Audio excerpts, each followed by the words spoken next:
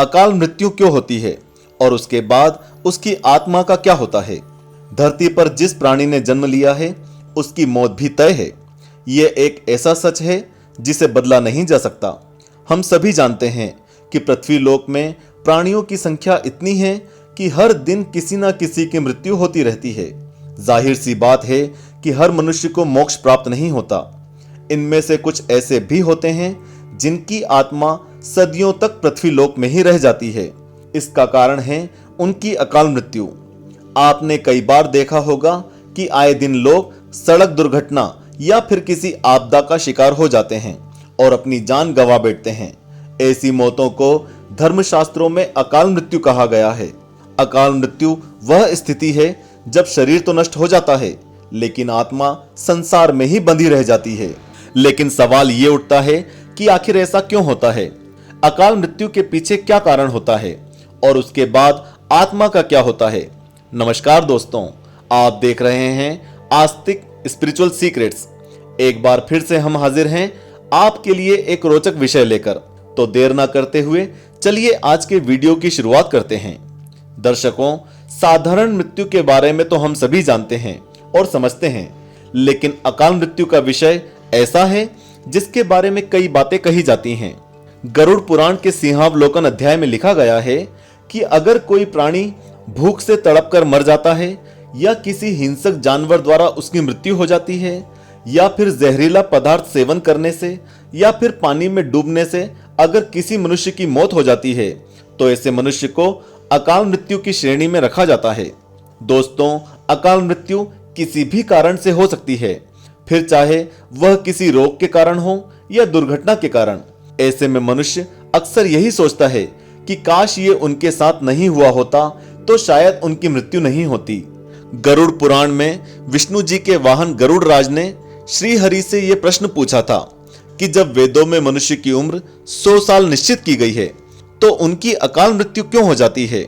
इस सवाल के उत्तर में श्री हरि तर्क देते हैं कि यह सच है कि वेदों में मनुष्य की उम्र 100 साल निर्धारित की गई है, परंतु इसमें दुष्कर्म को नहीं मिलाया गया है।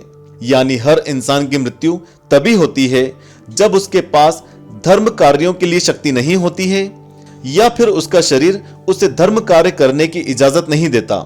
इसके अलावा जब कोई इंसान अपनी इच्छा से धर्म कार्यों को त्याग देता है तो पृथ्वी पर उसके जीवन की अवधि कम होती जाती है। देखा जाए तो हर इंसान का कर्म उसका धर्म होता है। ऐसे में इंसान की मृत्यु तब होती है जब उसके पास अपने इन कर्मों को निभाने की शक्ति या इच्छा नहीं होती। इंसान की उम्र भले ही 100 साल हो, लेकिन अपने कर्मों के जरिए वह अपनी उम्र को खुद ही नष्ट करता चला जाता है। वेदों का ज्ञान न होने से मनुष्य जान ही नहीं पाता कि वह कब कुकर्म करता जाता है। अब बात आती है कि अकाल मृत्यु के बाद आत्मा का क्या होता है।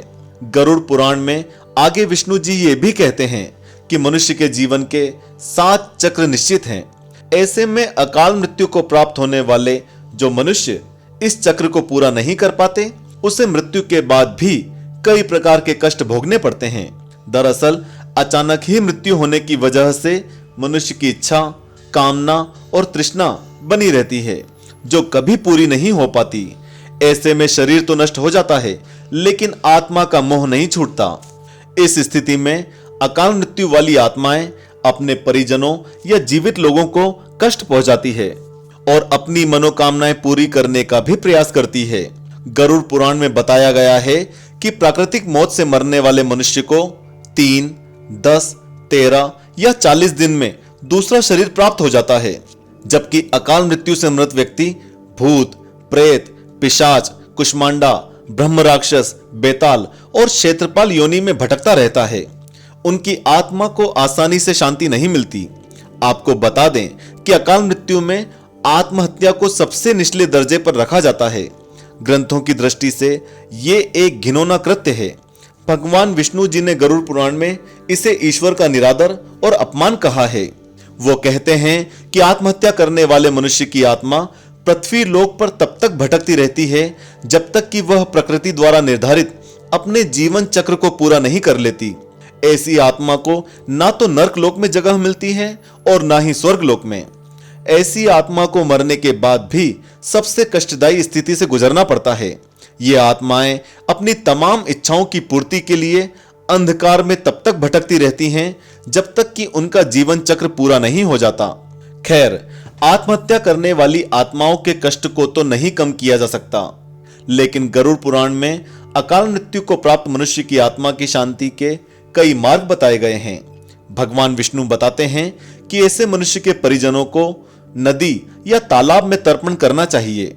साथ ही मृत आत्मा की इच्छा की पूर्ति के लिए पिंडदान और दान पुण्य जैसे सत्कर्म करने चाहिए, ताकि उनकी आत्मा को जल्द ही मुक्ति मिल सके। ये सत्कर्म कम से कम 3 से 4 वर्षों तक करना चाहिए, तब जाकर कहीं अकाल मृत आत्मा को मुक्ति मिल पाती है और उनके नए जीवन की शुरुआत होती है। तो दोस्तों, आज का ये विषय यहीं पर समाप्त होता है। ये वीडियो अच्छा लगा हो तो इसे लाइक करें, चैनल को भी सब्सक्राइब करें और भविष्य में ऐसे वीडियो को देखने के लिए हमसे जुड़े रहें। ओम नमः शिवाय।